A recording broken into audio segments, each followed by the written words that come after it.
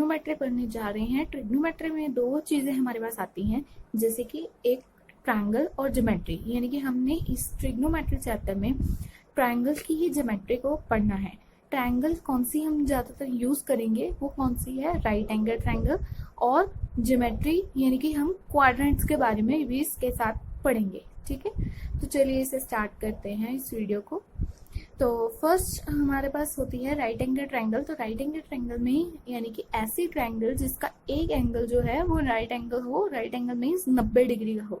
तो एक एंगल हमारे पास 90 डिग्री का, जैसे मैंने ABC एक ट्रायंगल ली है और उसमें से एक एंगल यानी जिसमें B एंगल जो है 90 डिग्री का है, और जिस साइड पे थीटा होगा यानी कि थीटा और 90 डिग्री दोनों जहां पे इकट्ठे आएंगे उस साइड को क्या बोलते हैं, बेस। और जो 90 के सामने वाली साइड होती है उसको क्या बोलते हैं, हाइपोटेन्यूज। ठीक है, ये सबसे बड़ी साइड होती है। हाइपोटेन्यूज हमेशा सबसे बड़ी साइड होती है किसी भी राइट एंगल ट्रायंगल की। और जो तीसरी साइड बच गई जहां पे सिर्फ 90 का एंगल आता है उसको क्या बोलते हैं, परपेंडिकुलर यानी कि P।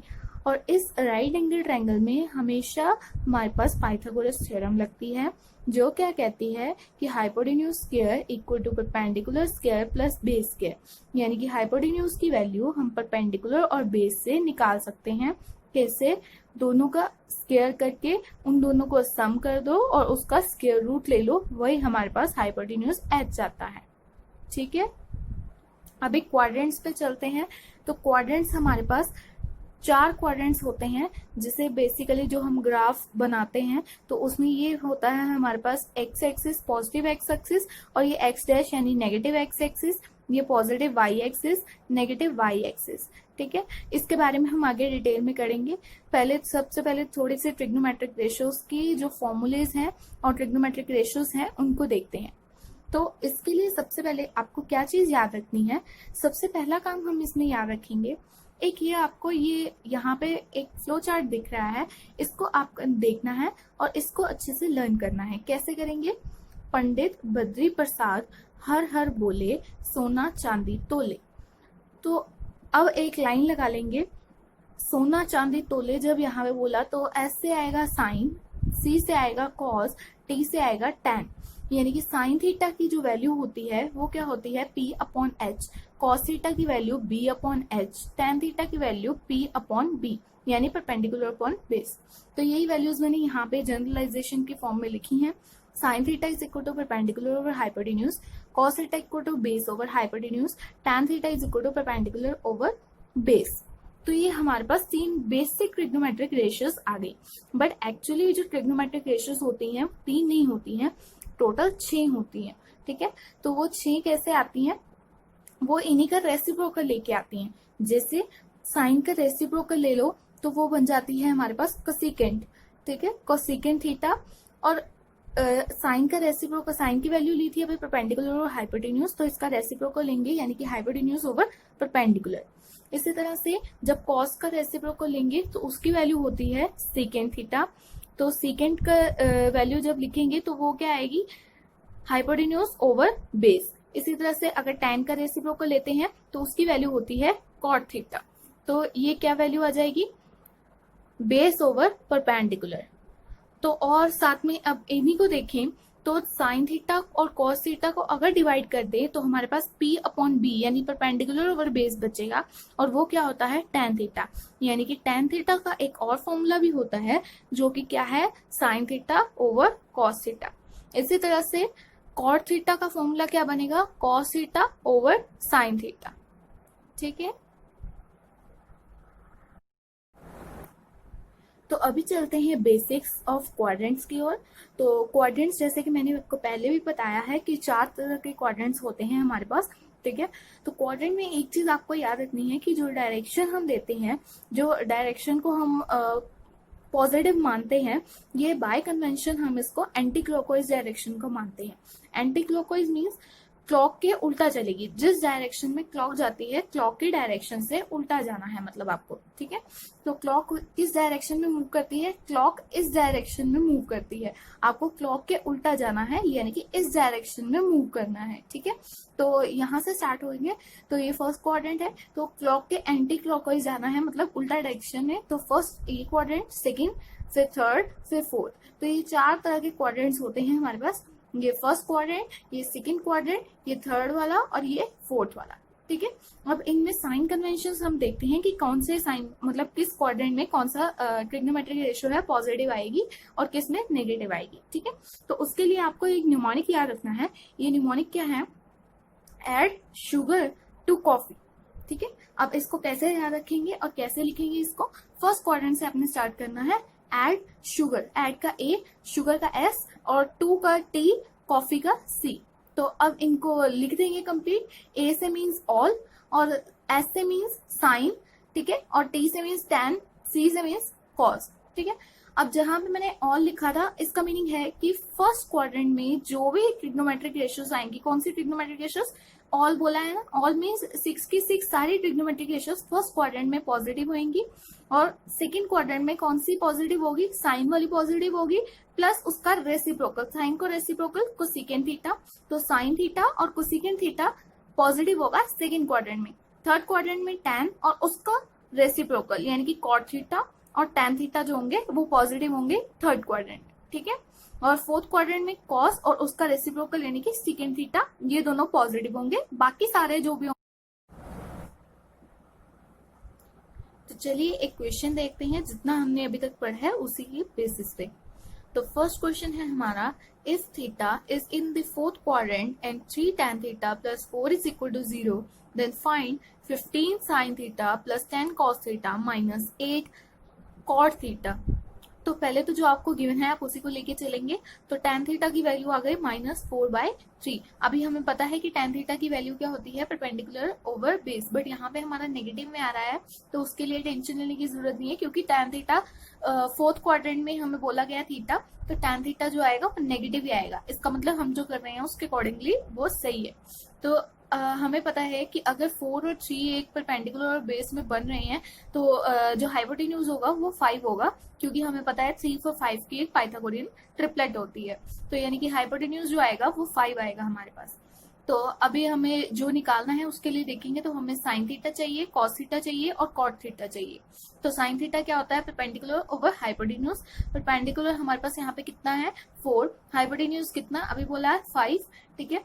सेम इसी तरह से कॉस थीटा भी निकाल लेंगे, बेस ओवर हाइपोटेन्यूज, बेस यहाँ पे कितना है 3, हाइपोटेन्यूज कितना है 5, ठीक है। ऐसे ही कॉट थीटा भी निकाल लेंगे। अब बात आती है इनके साइंस के ऊपर, तो साइंस देखेंगे।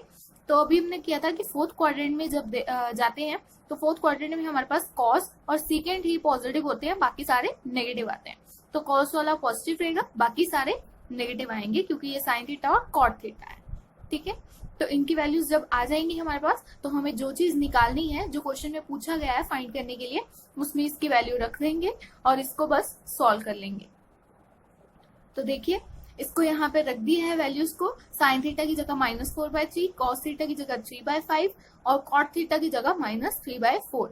कटिंग करेंगे इसकी, 5 के टेबल में 5 1 पे, 15 3 पे और 5 के टेबल में 5 1 पे, 10 2 पे गया और 4 और 8 की कटिंग हो जाएगी, यहाँ पे 2 आ जाएगा। तो देखिए इनको सॉल्व कर लेंगे तो हमारे पास आंसर 0 आ जाएगा। तो चलिए आगे बढ़ते हैं इसी के साथ। अब हम बात कर लेते हैं कि साइन कन्वेंशंस की, कि किस तरह से अगर हमारे पास थीटा चेंज होता है तो हम उसके ऊपर वैल्यूज को चेंज करेंगे, या मतलब अगर हमारे पास साइन कोई ट्रिग्नोमेट्रिक रेशियो दे रखी है और साथ में उसका एंगल और सम 90 का कुछ मल्टीपल दिया हुआ है, तो हम उसको कैसे चेंज करेंगे उसके बारे में देखते हैं। तो पहले तो हमें पता है कि 4 क्वाड्रेंट्स होते हैं, एंटी क्लॉकवाइज इनको लगाएंगे, फर्स्ट, सेकंड, थर्ड और फोर्थ। जो फर्स्ट क्वाड्रेंट है उसकी जो यहाँ से जहां से स्टार्ट होता है इसको काउंट करते हैं 0 डिग्री। नेक्स्ट ये 90 का एंगल है, स्ट्रेट बीच में परपेंडिकुलर लाइन है दोनों, तो ये 90 का एंगल है, तो ये वाला जो एंगल होता है 90 डिग्री, मतलब ये जो साइड है इसको 90 डिग्री पे गिनते हैं। नेक्स्ट 90 का एंगल और बढ़ गया तो ये 180 हो गया, फिर 90 और बढ़ गया तो ये 270 हो गया, फिर ऐसे ही 90 और बढ़ गया तो 360, ऐसे ही 90 और बढ़ाते जाएंगे। तो अगर आगे भी पूछता है तो वो भी कंटिन्यू होता जाएगा। अभी एक चीज समझनी है आपको कि 180 डिग्री जो होता है वो पाई रेडियन के बराबर होता है। ये सी डाला है, सी का मतलब होता है रेडियन, ये रेडियन का सिंबल है। जैसे ये डिग्री का सिंबल है वैसे ये ऊपर सी डालने के ये रेडियन का सिंबल होता है। तो 180 डिग्री जो है वो पाई रेडियन का है सिंबल, मतलब वैल्यू है उसकी। तो जहां पे मैंने 180 डिग्री लिखा है वहां पे पाई रेडियन लिख देंगे। तो अगर 90 डिग्री बताना है तो पाई को मैंने डिवाइड कर दिया 2 से, क्योंकि जैसे 180 है तो 90 जाना है आपने, तो क्या करोगे इसको 2 से डिवाइड करोगे, तो पाई से भी ऐसे ही, तो ये पाई बाय 2 आ जाएगी वैल्यू। इसी तरह से अगर 270 की बात करें तो 270 की वैल्यू होती है 3 पाई बाय 2। कैसे आई ये वैल्यू, ये 3 पाई बाय 2, 3 बाय 2 मतलब 1.5 हो गया, 1.5 को जब 180 से मल्टीप्लाई करेंगे तो 270 ही आएगा। ठीक है, तो अब बात कर लेते हैं कि कब जो है ट्रिग्नोमेट्रिक रेशियोज चेंज होंगी और कब चेंज नहीं होंगी। तो हमारे पास इसके लिए 2 केसेस बनते हैं कि या तो जो हम एंगल ऐड कर रहे हैं वो जो है या तो 90 का और मल्टीपल हो या फिर इवन मल्टीपल हो, इसके अलावा कोई भी और केस नहीं बनेगा। तो अगर वो ऑड मल्टीपल है 90 का, जैसे 90 होगा, ये 270 होगा, ये मतलब ये 90 है, 90 इंटू 1, ये 90 इंटू 3, ऐसे ही 90 इंटू 5, ऐसे ही मतलब 90 का ऑड मल्टीपल अगर होगा तो हम जो साइन वो चेंज करेंगे। और अगर यही थीटा जो है ये 90 का इवन मल्टीपल होगा तो हम ट्रिग्नोमेट्रिक रेशियो का जो है उसको चेंज नहीं करेंगे। ठीक है, then no change in the trigonometric ratio occurs। जैसे इसमें एग्जांपल ले रखी है, तो अभी हमने बोला कि अगर थीटा जो है ऑड मल्टीपल होगा 90 डिग्री का तो उसमें चेंज करेंगे। तो चेंज किस में करेंगे अब उसकी बात कर लेते हैं। तो जैसे साइन और सम एंगल है तो हम उसमें 90 का, ये 90 प्लस है तो 90 हमने बोला ना अभी ये 90 का ऑड मल्टीपल है, तो हम इसको चेंज कर देंगे। किस में चेंज करेंगे, कॉस में चेंज करेंगे। ठीक है, साइन चेंज होता है कॉस में, और ऐसे ही टैन चेंज होता है कॉट में, और सीकेंट चेंज होता है कोसीकेंट में। और सेम इनका उल्टा भी ट्रू होगा, यानी कि कॉस जो है वो चेंज होगा साइन में, कॉट जो है वो चेंज होगा टैन में, और सेकेंड जो है कोसीकेंट में, और कोसीकेंट सेकेंड में। तो इसी तरह से ये चलता रहेगा। ठीक है, तो ये बस आपको ये याद रखना है कि ये चेंज कब होगा, जब जो एंगल ऐड हो रहा है वो 90 का ऑड मल्टीपल होना चाहिए, और इंटेग्रल मल्टीपल लेना है, कोई फ्रैक्शन वाला मल्टीपल नहीं लेना। ठीक है, अब बात कर लेते हैं कि अगर एंगल में हमारे पास नेगेटिव हो तो वो नेगेटिव किसके अंदर आए रहेगा और किसके बाहर आएगा। तो आपको ये चीज ध्यान रखनी है कि सिर्फ कॉस और सीकेंट इन दोनों में जो नेगेटिव वाला एंगल होता है वो प्लस में पॉजिटिव में चेंज हो जाता है और नेगेटिव साइन बाहर नहीं आता है। बाकी सब में नेगेटिव साइन बाहर आ जाता है। जैसे साइन माइनस थीटा करेंगे तो माइनस ऑफ साइन थीटा आएगा, टैन माइनस थीटा करेंगे तो माइनस ऑफ टैन थीटा आएगा, कॉट माइनस थीटा करेंगे तो माइनस कॉट थीटा आएगा। यानी कि कह सकते हैं कि कोसेकेंट कॉस और सेकेंट अब्सॉर्ब कर लेते हैं नेगेटिव साइन को। आई होप यहां तक क्लियर है आपको। अभी नेक्स्ट क्वेश्चन देखते हैं। हमारे पास एक क्वेश्चन है जो हमने यहाँ तक जितना कर लिया है साइन कन्वर्जन के लिए, तो उसी के अकॉर्डिंगली हम एक क्वेश्चन देखते हैं। अब जब भी हमने वो कन्वर्ट करना है तो आप इस चीज को ध्यान रखेंगे कि आपको एक तो चेक करना है कि ट्रिग्नोमेट्रिक रेशियो चेंज होगी या नहीं होगी। अगर ट्रिग्नोमेट्रिक रेशियो चेंज होगी तो उसको चेंज करेंगे, अगर नहीं होगी तो उसको एज इट इज लिख देंगे। प्लस साथ में आपको उसका साइन भी चेक करना है कि वो कौन से क्वाड्रेंट में है, उसके अकॉर्डिंगली उसका साइन क्या आ रहा है। ठीक है, तो आपको दोनों चीजें ही चेक करनी है। जैसे ये मेरे पास क्वेश्चन है, इसमें हमें इवेल्युएट करने के लिए दिया गया है, तो हम सबसे पहले इनकी अलग अलग इंडिविजुअली वैल्यूज निकालेंगे। तो साइन 180 प्लस ए, तो अभी साइन के अंदर क्या लिखा हुआ है 180, 180 क्या है 90 का इवन मल्टीपल है। तो अगर ये इवन मल्टीपल है तो ये ट्रिग्नोमेट्रिक रेशियो जो है वो साइन चेंज नहीं होगा, वो साइन का साइन ही रहेगा। तो देखिए इसको, साइन का ये साइन ही रहेगा, एंगल जो यहाँ पे बचा होगा उसको एज इट इज लिख देंगे ए। अब चेक करेंगे कि इसका साइन क्या आएगा। तो साइन के लिए क्या चेक करना है आपको, जैसे ये अभी क्वाड्रेंट्स में बताया था, ऐड शुगर टू कॉफी, तो इसमें चेक करेंगे 180 प्लस 180, आपको एंटी क्लॉकवाइज ही हमेशा जाना है। तो अभी एंटी क्लॉकवाइज जाएंगे और 180 प्लस यानी कि कौन से क्वाड्रेंट में आएगा, थर्ड क्वाड्रेंट में। थर्ड क्वाड्रेंट में साइन का क्या आएगा, साइन नेगेटिव होगा, क्योंकि टैन और कॉट सिर्फ पॉजिटिव होते हैं थर्ड क्वाड्रेंट में, तो साइन तो नेगेटिव आ जाएगा। आपको इस साइन को चेक करना है, ये साइन है तो इसके आगे नेगेटिव साइन आ जाएगा। अब इसको tan को चेक करेंगे, सेम tan में यहाँ पे क्या लिखा है 90, 90 क्या है ऑड मल्टीपल है, 90 इंटू 1 है तो ये ऑड मल्टीपल है 90 का। अगर ऑड मल्टीपल है तो साइन जो है मतलब ट्रिग्नोमेट्रिक रेशियो है वो चेंज हो जाएगी। तो tan किस में चेंज होता है, कॉट में, और एंगल ए का ए एज इट इज। अब चेक करेंगे क्वाड्रेंट कौन सा है, 90 माइनस ए, 90 आपको एंटी क्लॉकवाइज जाना है। अब बोल रहे हैं 90 माइनस, 90 से पीछे जाना है आपको, तो 90 से पीछे जाएंगे, कौन सा क्वाड्रेंट आया, फर्स्ट क्वाड्रेंट।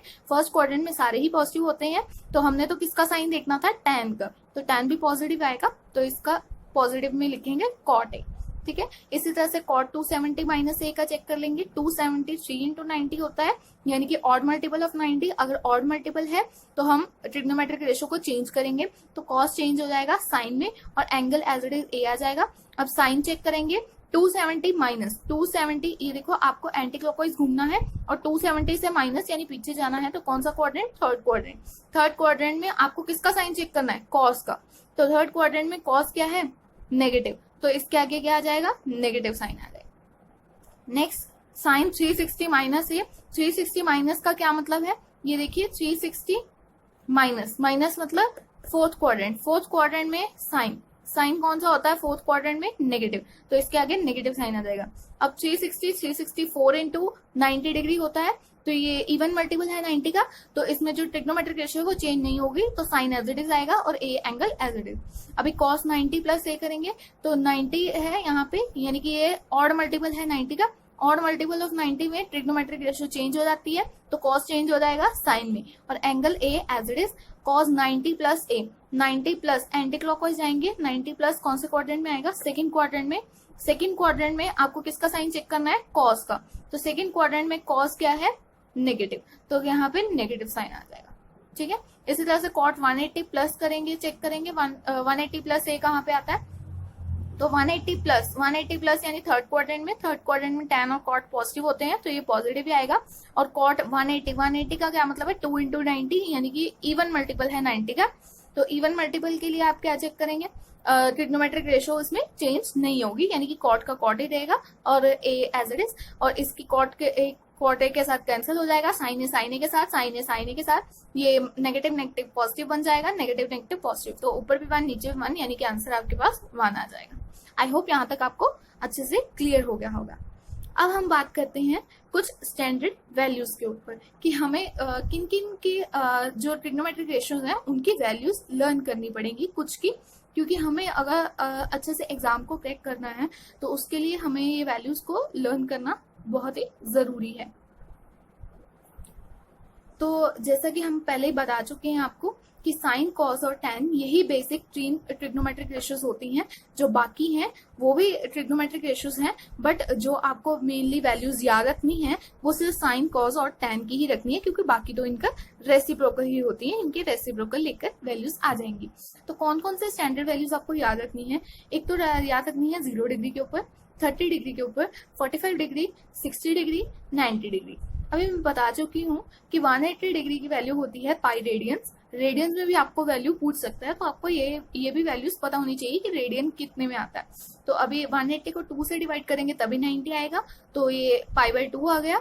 ऐसे ही अगर इसी को मैं एक बार और 2 से डिवाइड कर दूं तो ये 45 डिग्री बन जाएगा, तो मैं एक बार 2 से और डिवाइड करूंगी यानी कि π/4 बन जाएगा। तो 45 डिग्री अगर रेडियंस में बात करें तो π/4 होता है।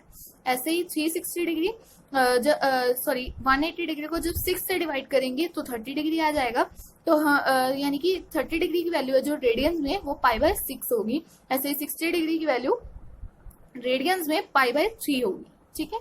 तो अभी साइन की आपको ये वैल्यूज याद रखनी है कि साइन की 0 पे वैल्यू 0 होती है वैसे, और 30 डिग्री पे 1/2 होती है, 45 डिग्री पे 1/√2 होती है, 60 डिग्री पे √3/2 होती है और साइन 90 पे 1 होता है।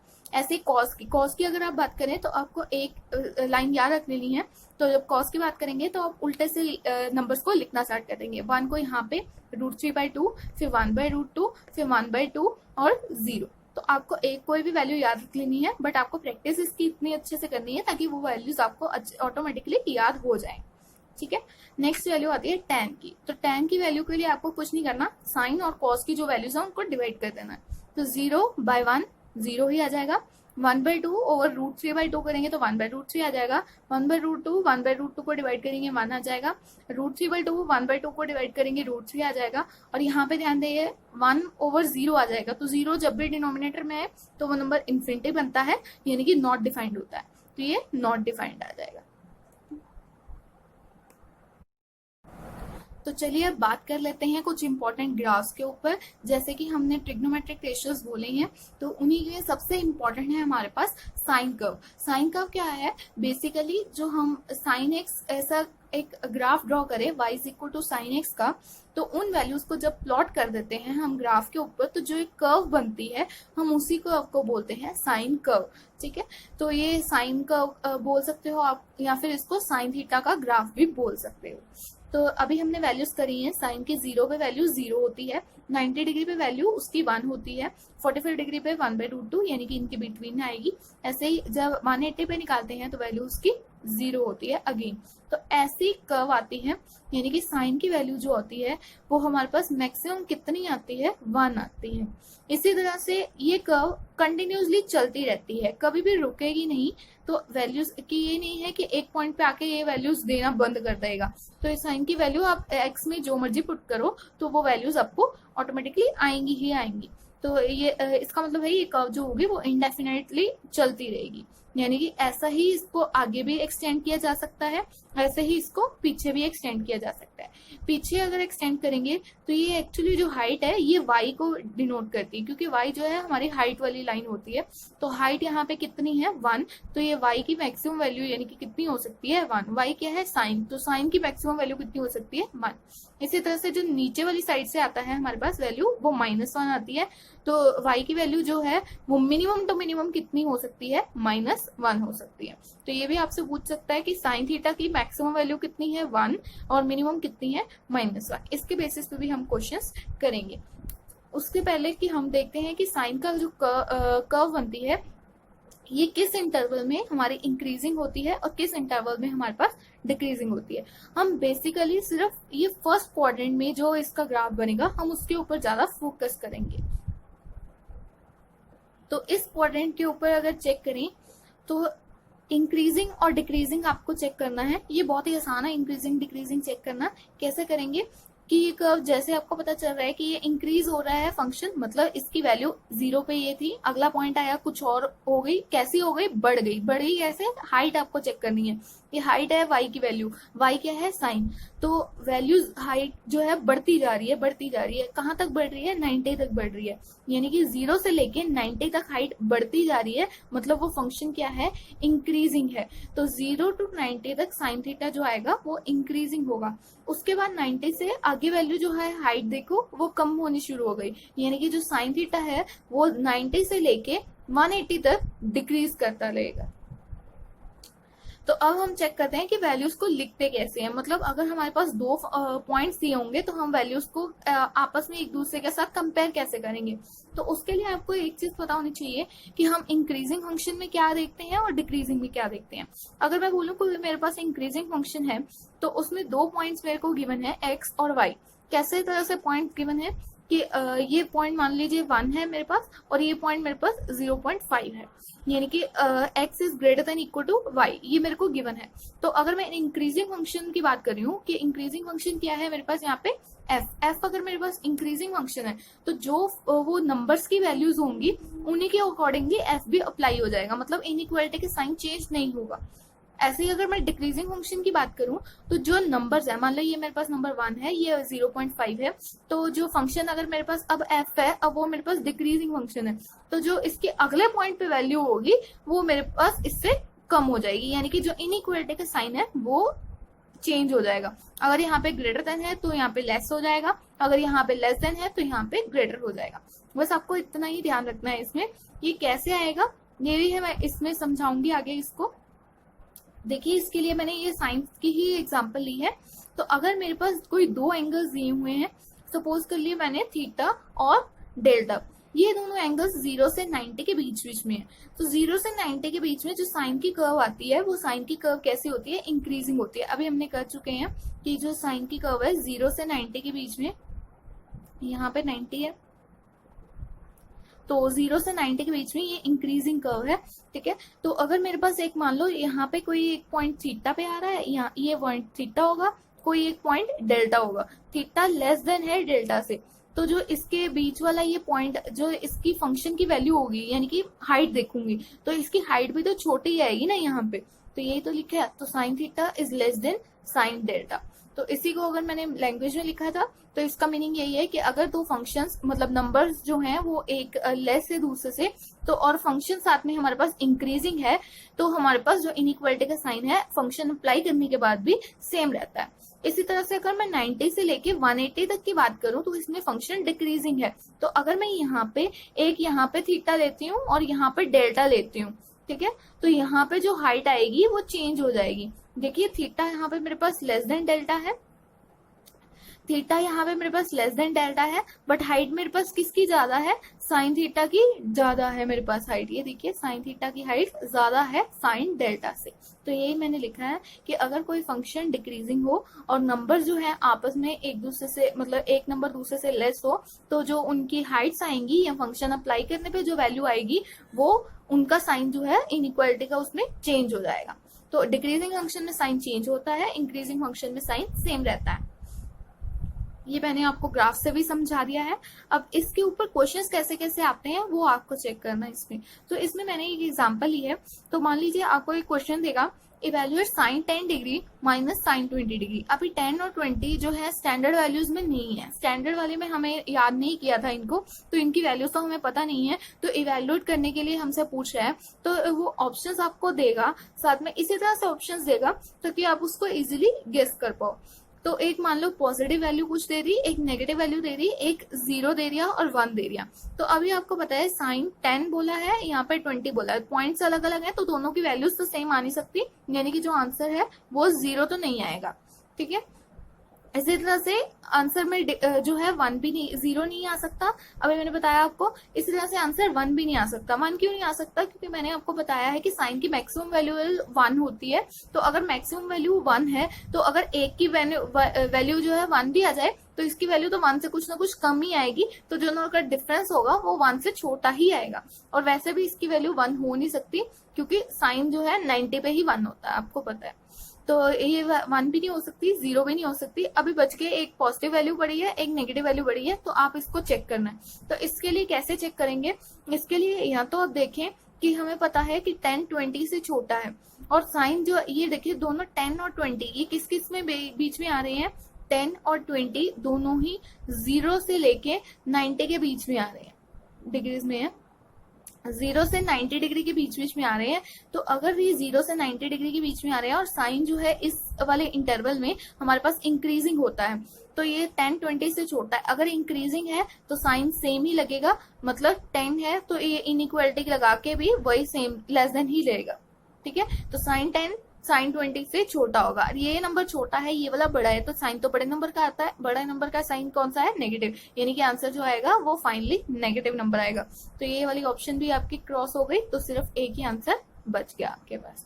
आई होप यहाँ तक आपको क्लियर हो गया होगा। अगर इसी में ही क्वेश्चन ने यहाँ पर 10 और 20 की जगह 110 और 120 कर देता तो मेरा आंसर पॉजिटिव हो जाता, क्योंकि 10 और 120 जो है वो 90 से लेके 180 के इंटरवल में आएगा, और 90 से लेके 180 के इंटरवल में हमें चेक करना है, तो वो वहां पे साइन जो है डिक्रीजिंग होता है। तो डिक्रीजिंग वाले में जो नेक्स्ट पॉइंट है उसकी वैल्यू है कम हो जाती है, पहले वाले पॉइंट की वैल्यू ज्यादा होती है, तो साइन 110 वाला ज्यादा होता है, यानी कि आंसर जो है मेरे पास पॉजिटिव में आता। आई होप यहाँ तक आपको वीडियो में क्लियर हो गया होगा। आगे की वीडियो हम नेक्स्ट पार्ट में इसको कंटिन्यू करेंगे। अगर यहाँ तक आपको कोई चीज समझ नहीं आई है तो आप कमेंट बॉक्स में लिखकर बता सकते हैं। Thanks for watching.